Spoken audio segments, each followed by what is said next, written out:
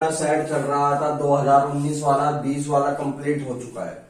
उसमें भी काफी बच्चों ने बहुत अच्छा प्यार दिया है भाई हमें।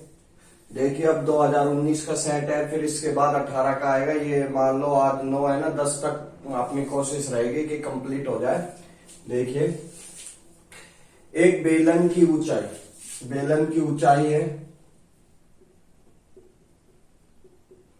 21 सेंटीमीटर तथा इसका वक्र पृष्ठीय क्षेत्रफल यानी CSA, वक्र पृष्ठीय क्षेत्रफल क्या होता है CSA 924 सेंटीमीटर स्क्वायर है। तो बेलन की त्रिज्या ज्ञात करनी है भाई, R ज्ञात करनी है। जो चीज पूछ रहा है वो चीज पहले उतार लेते हैं जो जो अपने पास। A height of a cylinder is 21 centimeter and curve surface area of 924 centimeter square, find the radius of cylinder. देखिए भाई क्या होती है, अपने पास कर्व सरफेस एरिया दे रखा है। क्या होता है भाई curve surface area 2 pi r h बराबर होता है कर्व सरफेस एरिया। बोलो हाँ या ना। वक्र पृष्ठीय क्षेत्रफल है ना, वक्र पृष्ठीय क्षेत्रफल। आई बात समझ में। 2 का 2, पाई का मतलब 22/7, आर का मतलब नहीं पता, एच का मतलब 21। कर्व सरफेस एरिया की वैल्यू अपने पास दे रखी 924 सेंटीमीटर स्क्वायर। ठीक है, देखिए काटने की कोशिश करते हैं यहीं से ही 3 बार। 6 आ गया, 6 से काटोगे 6 एकम 6 बच गए 3, 6 पंजे 30 बच गए 2 और 4 24, 6 चौक 24, 22 सत्ते 154। आर की वैल्यू कितनी आ गई 7 सेंटीमीटर। कोई दिक्कत है इसमें? बड़ा ही इजी सवाल आया था। आगे बढ़ते हैं।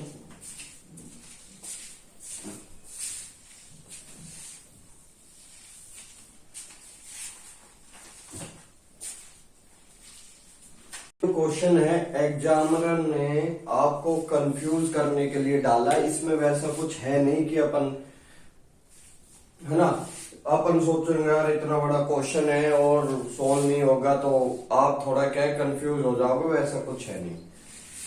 ए बी के मध्य की दूरी 125 तथा इसके मध्य 8 यातायात सिग्नल आते हैं। यानी ए और बी है, यहां से चलकर यहां कोई रोड है, इसके बीच यातायात जो सिग्नल आते हैं, रेड बत्ती जिसे अपन बोलते हैं, वो 8 आती है। 1 2 3 4 5 6 7 और ये 8। ठीक है, यदि एक कार 50 किमी प्रति घंटा समान गति से सभी हरे सिग्नलों को पार करते हुए वह बी पर पहुंचती है तो उसे 2 घंटे 30 मिनट पर पहुंची जाती है। भाई ये जो है ना, एक कार यहां से चलती है और बी तक पहुंचती है जब सारी बत्तियां क्या होती हैं, हरी होती है, यानी कभी भी ट्रैफिक लाइट रेड नहीं रहती। तो इसे 2 घंटे टोटल टाइम 2 घंटे 30 मिनट का समय लगता है। आई बात समझ में। आगे बढ़ते हैं। लेकिन अन्य दिन भारी यातायात के कारण नियम अनुसार रुकना पड़ता है। भाई अन्य दिन क्या हो गया, भीड़ हो गई कई बार।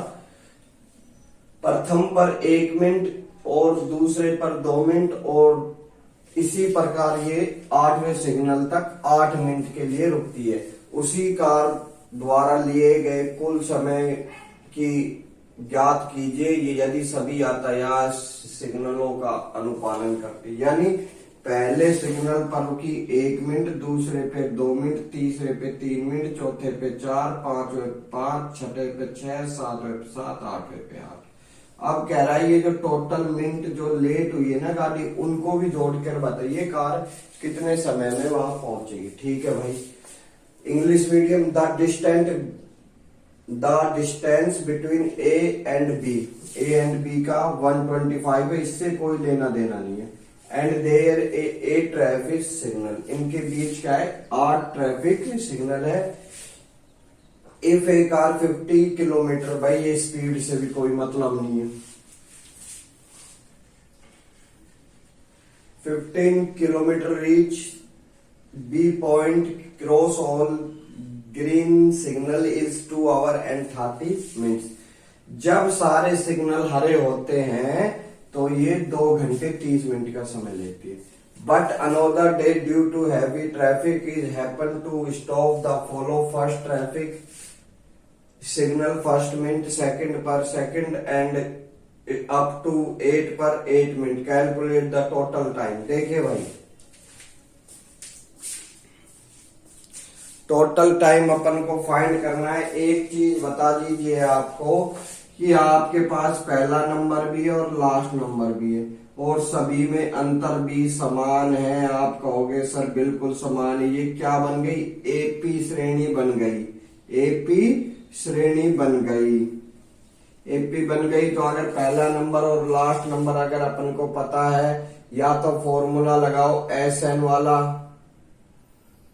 n upon 2 a plus n minus 1 D, या लगाओ n प्लस 1 अपॉन में 2। n की वैल्यू कितनी है भाई? टोटल कितने हैं? 8। n 8 प्लस 1 कितने हो गए? 9। काटोगे 36 मिनट। तो भैया ये वाले से भी 36 मिनट आएगी, इस फॉर्मूले से भी 36 मिनट आएगी। ये भी आपकी बुक का ही फॉर्मूला है। ठीक है, तो 36 मिनट और लेट, यानी 2 घंटे 30 मिनट में तो तब पहुंचती थी जब सारी बत्तियां हरी रहती थी। अब 36 मिनट लेट क्यों हो गई? क्योंकि सारी बत्तियां हैवी ट्रैफिक के कारण। तो क्या आएगा? पहुंचने का समय का समय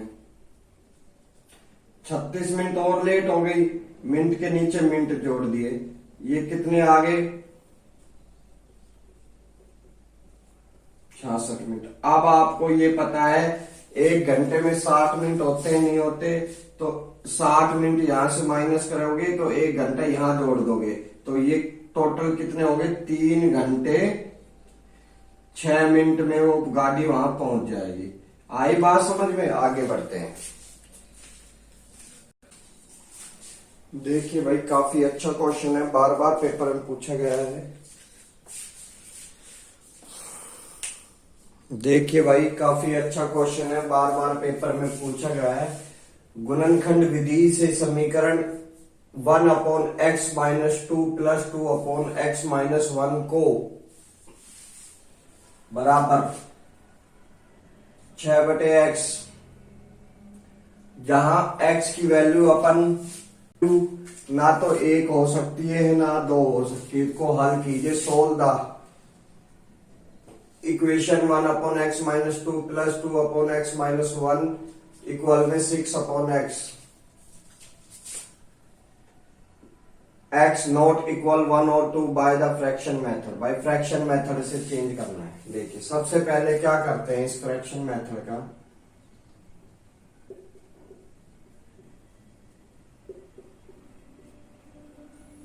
ठीक है,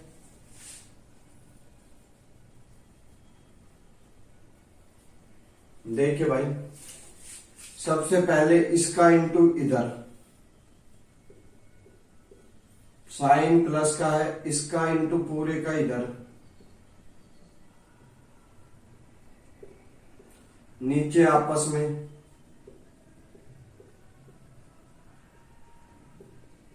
कोई दिक्कत है? नहीं। देखिए, ये ऐसे कि ऐसे आ गया, इसका हुआ 2x 4 भाई, इसका इससे हुआ, फिर इसका इससे हुआ, इसका इससे हुआ, इसी नंबर का इससे हुआ -x, फिर इसका इससे हुआ, फिर इसका इससे हुआ बात में।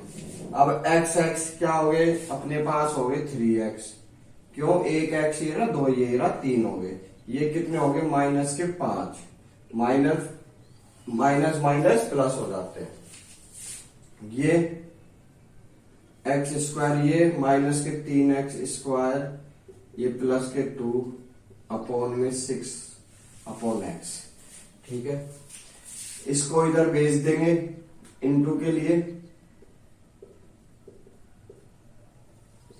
ये इधर आ जाएगा ऐसे कि ऐसे, इसका इससे किया मल्टीप्लाई और इसका फिर इससे किया, इसी प्रकार इसका इससे, ये 18x और ये 12x। कोई दिक्कत है? अब क्या करते हैं, इस नंबर को उधर लेके जाएंगे, माइनस के 3 आ गए, माइनस के 18 उधर जाएगा तो 5 प्लस के और 12 बराबर में 0 लग दिया। ये कितने बच गए 3x, ये 13x और 12 इंटू में 0। ठीक है, कोई दिक्कत है? अब लास्ट में इसके फैक्टर होंगे भाई।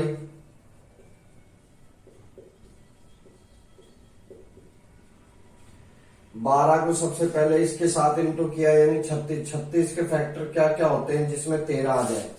देखिए भाई, सबसे पहले 1 इंटू 36, 2 इंटू 18, 3 इंटू 12 ना, और भाई 4 इंटू 9। भाई यहाँ 36 मिल गया अपने पास।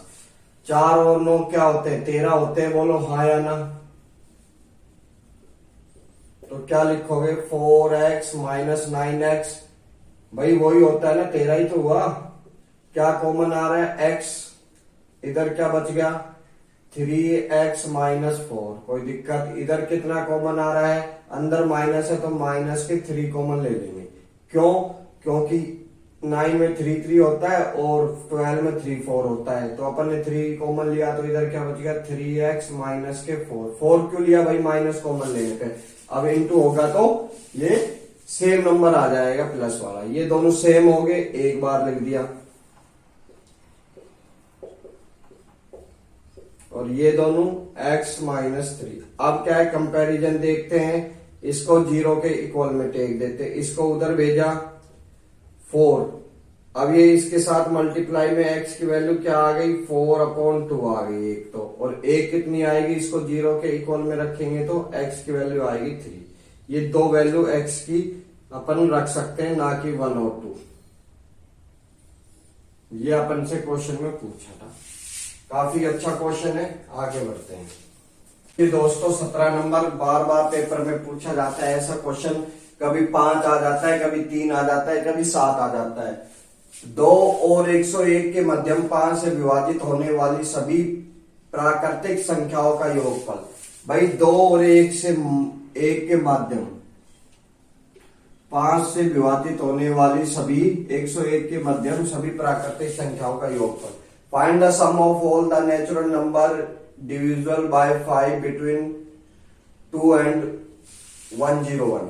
ठीक है भैया, तो ऐसे नंबर वही होते हैं जो नंबर उसने डिवाइड के लिए बोला है ना, वो उसका मल्टीप्लाई में आते हैं। 5 एकम 5, 2 से ऊपर आ रहा है ना, तो सबसे पहला नंबर कितना आ गया? 5। फिर कितना आएगा? 10। ऐसे चलते चलते कहां तक जाएंगे भाई? 101 तो डिवाइड नहीं होता, 100 होता है। 100 के पहाड़े में 5 आ जाता है, तो ये नंबर ये आ गए।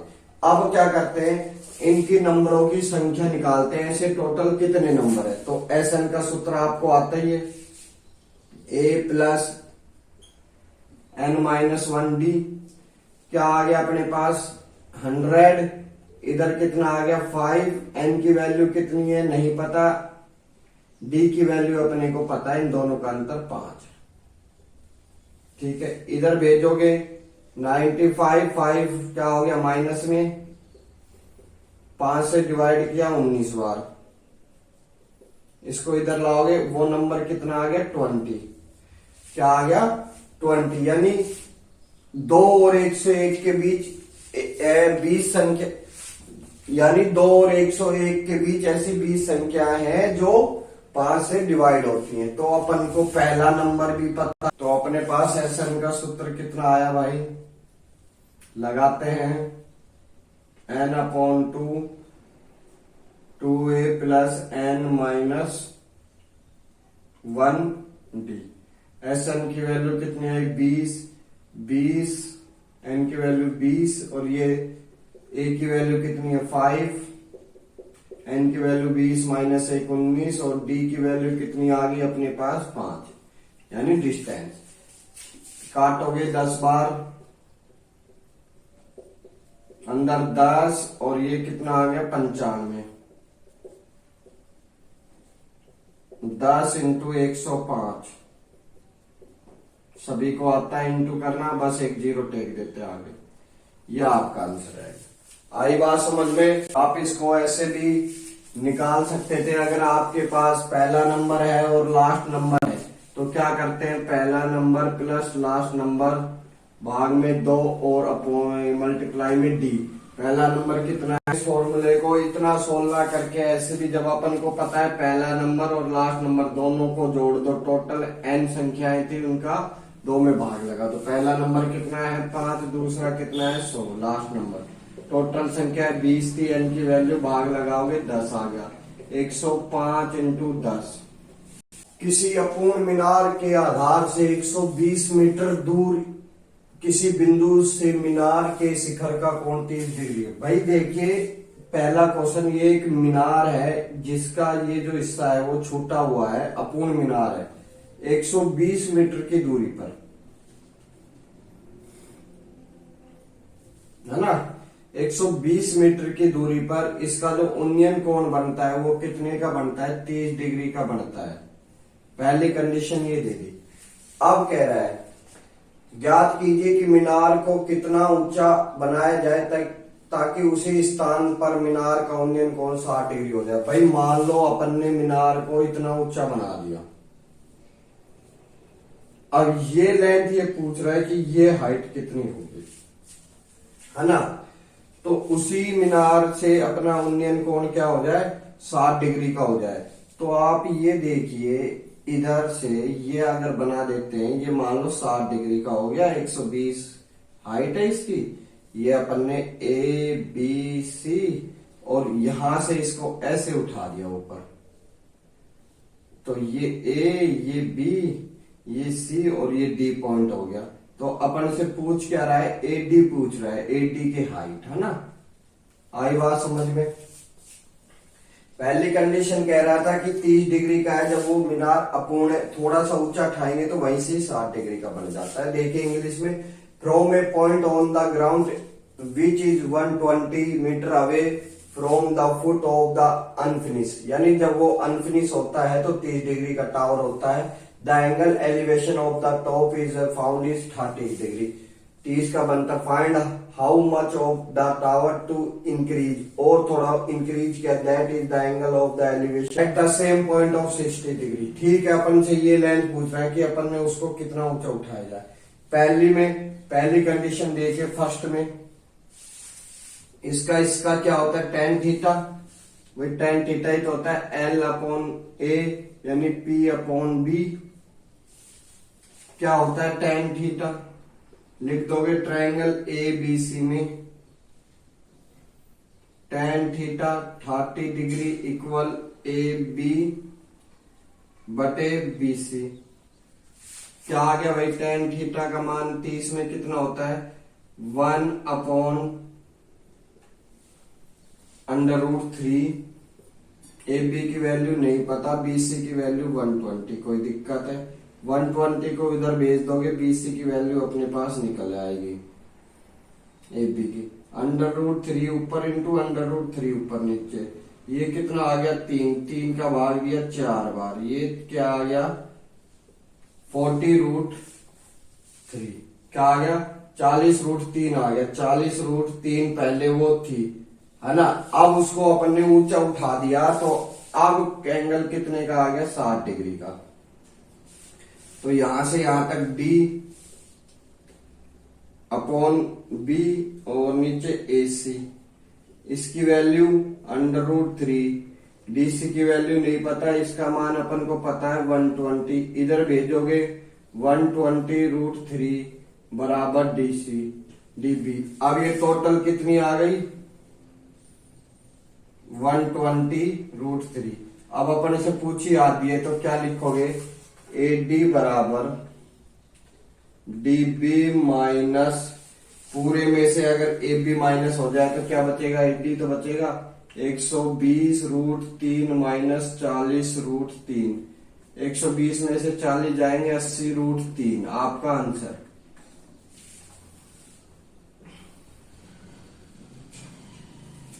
आगे बढ़ते क्या कह रहा है भाई, देखिए सिद्ध कीजिए कि यदि दो समरूप त्रिभुजों के क्षेत्रफल समान हो तो दोनों त्रिभुज सर्वांग सम होते हैं।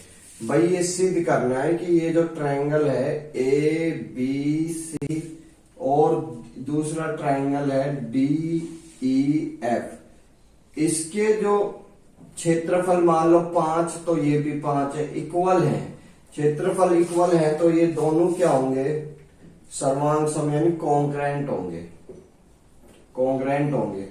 तो prove that if are a two similar triangle are equal then there a congruent, यानी ये दोनों ट्रायंगल क्या है, सिमिलर है, तो लिख दोगे दिया हुआ है, गिवन है, गिवन या दिया हुआ है triangle A B C, triangle D E F similar, कोई दिक्कत है नहीं है। फिर क्या लिखोगे, triangle A B C area,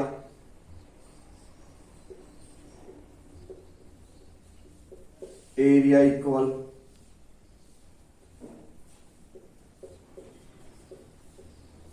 कोई दिक्कत नहीं, प्रूव करना है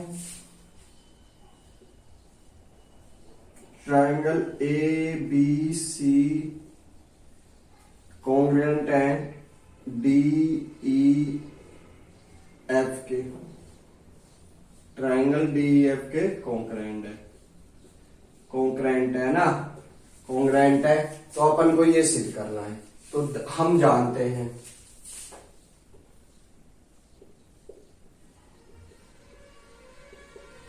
यदि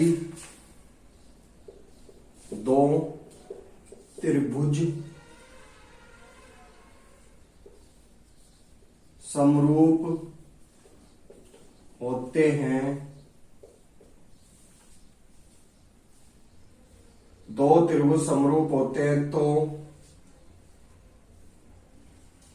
उनका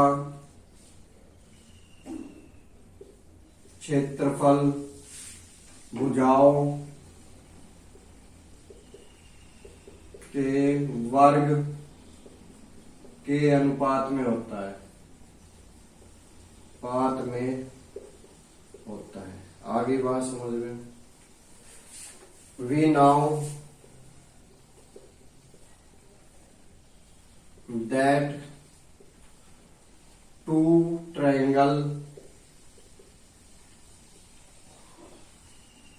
triangle similar if area of side square ratio. आगे बात समझ में आ गई तो चलो भाई आगे बढ़ जाते हैं। आ गई तो अब कोई इसमें कुछ नहीं रहा है क्वेश्चन में, अब क्वेश्चन खत्म हो चुका है। ये मैंने यहां पर आपके ट्रायंगल बना दिए A B C, congruent prove करना था, डी ई एफ। क्या लिखोगे, ट्रायंगल ए बी सी का एरिया या क्षेत्रफल है ना, और नीचे ट्रायंगल डी ई एफ का एरिया या क्षेत्रफल, जो भी आपका मन करे, इक्वल होगा ए बी, इधर से ए बी लिए तो इधर क्या लेंगे डी ई का स्क्वायर, इधर क्या लेंगे बी सी लिए तो ई एफ का स्क्वायर, ठीक है। इधर क्या लेंगे,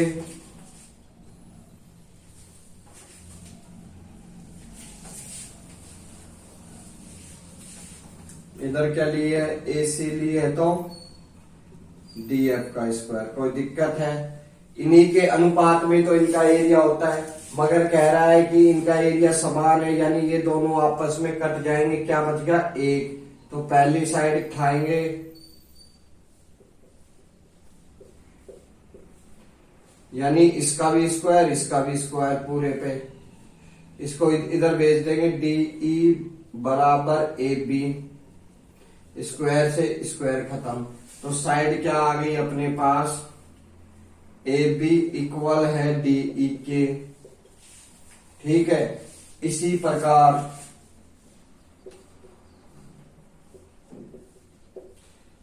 बी सी इक्वल होगी ई एफ के और ए सी इक्वल होगी डी एफ के, इसी प्रकार।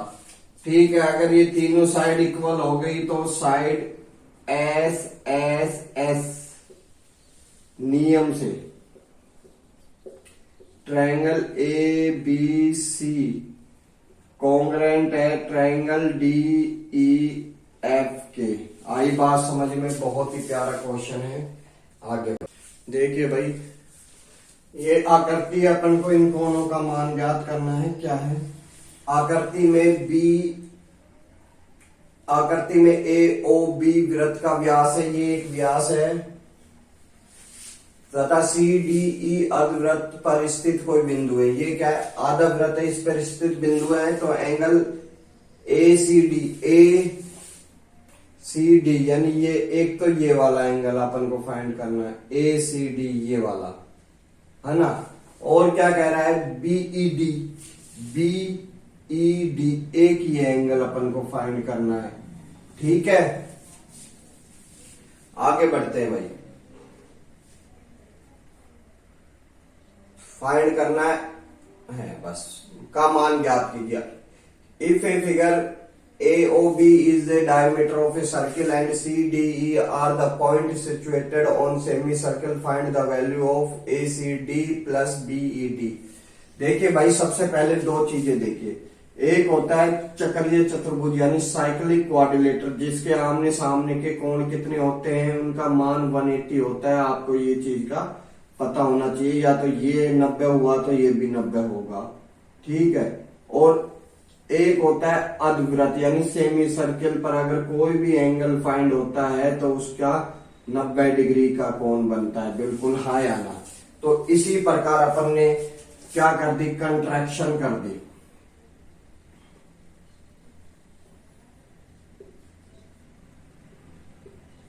यानी रचना की मिला दिया इसको ई पर, कहा मिला दिया, ई पर मिला दिया, ऐसे ई पर मिला दिया तो ए ई ज्वाइन, ए ई को मिलाने पर कोई दिक्कत है? नहीं है, नहीं है तो आप देखिए क्वाड्रिलेटर ए सी डी ई, ए सी डी ई क्या एक साइक्लिक क्वाड्रिलेटर है या नहीं है? साइक्लिक क्वाड्रिलेटरल है ना, चक्रीय चतुर्भुज।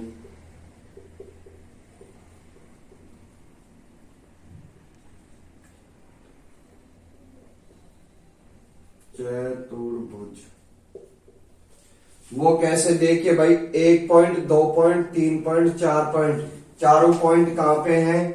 चारों पॉइंट वृत्त के बिंदु पर हैं। जैसे ये 1 2 3 4, तो इसके आमने सामने के कोण क्या होंगे? 180 होंगे, नहीं होंगे? क्या लिखोगे? एंगल ए सी डी यानी ये वाला एंगल, फिर ये वाला एंगल, ये छोटा सा, क्या लिखोगे? डी ई ए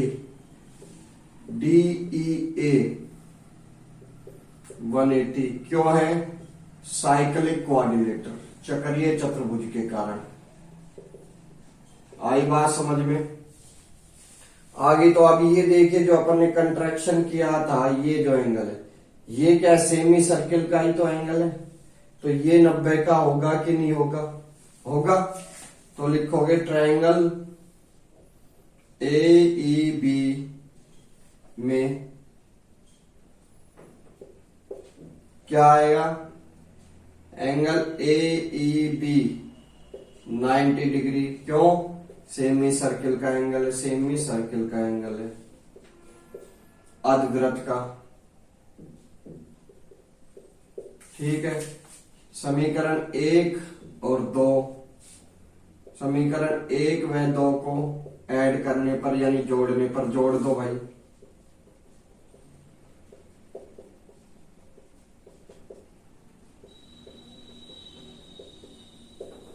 180 और 90 270। आप देखिए ए सी डी तो है ही, बी डी अपन से डी ई ए और ए ई बी पूरा एंगल क्या होगा डी ई, पूरा एंगल क्या होगा डी ई, पूरा एंगल डी ई बी होगा नहीं होगा? बोलोगे हाँ सर होगा, जोड़ने पर क्या होगा इसका, या तो ये जोड़ दो बी ई सी जोड़ दो एंगल बी ई डी 270 का मान ये अपने पास आ गया, हैंस प्रूव हो गया भाई। आगे बढ़ जाते हैं क्वेश्चन। देखिए 5 सेंटीमीटर भुजा वाले समबाहु त्रिभुज के अंत्यवृत्त की रचना कीजिए। भाई पहला पॉइंट अपन ने क्या किया वो लिखेंगे, यहां से यहां तक 5 सेंटीमीटर नापा ए बी,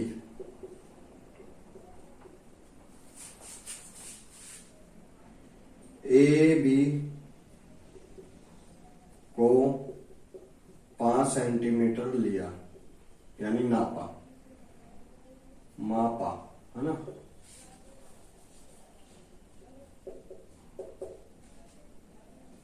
क्या लिखोगे, साइड भुजा, भुजा ए बी को 5 सेंटीमीटर मापा यानी side A B measurement 5 centimetre. ठीक है, आगे क्या करोगे, इक्विलेटर ट्रायंगल है, एंगल पहला point, angle A and B construction 60 degree. क्या लिखोगे, एंगल ए एंगल बी को 60 डिग्री लिया, यहां से ये नाप के डी से 60 और ये 60 और 5 सेंटीमीटर को ये इससे मिला दिया, ये सी पॉइंट मान लो आप। इक्विलेटर में क्या होता है, सभी साइड इक्वल होती है, तो सी पॉइंट ये भी 60 का ही बनेगा। तो क्या लिखोगे तीसरे में, ए सी और B C side 5 centimetre join. भाई ये जो अपन उतार है ना, एक एक पॉइंट उतारते जाओ कुछ भी नहीं होगा। भुजा 5 सेंटीमीटर को मिलाया। आगे बात समझ में। फिर क्या लेंगे, अंतःवृत्त करना है तो कोण का हाफ लेंगे, हाफ से थोड़ा ऊपर। क्या लिखोगे, एंगल मोर देन हाफ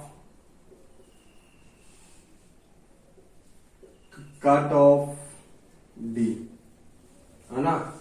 यानी हाफ से थोड़ा सा इसमें ज्यादा ले लिया, ऐसे इधर से काटा इस तरफ, इधर से काटा इस तरफ, सेम चीज में ऐसे ऐसे, ये ऐसे मिला दिया, इसको ऐसे मिला दिया। ये जो पॉइंट है ना, इस पॉइंट से रखकर इससे यूं ऐसे बना दोगे अर्धवृत्त। ठीक है, बन गया। बस इसमें जो भी आपका रहेगा वो आप डाल देना। ओके, वीडियो भाई अगले क्वेश्चन कल लेके आता हूँ, और वीडियो को लाइक करो और सब्सक्राइब करो, यारों दोस्तों को शेयर करो, ताकि मेरा भी थोड़ा सा मोटिवेशन हो आपके लिए। मैंने भी खूब मेहनत करी है, आपको भी इसका फायदा मिलेगा और मेरे को मिलेगा ना।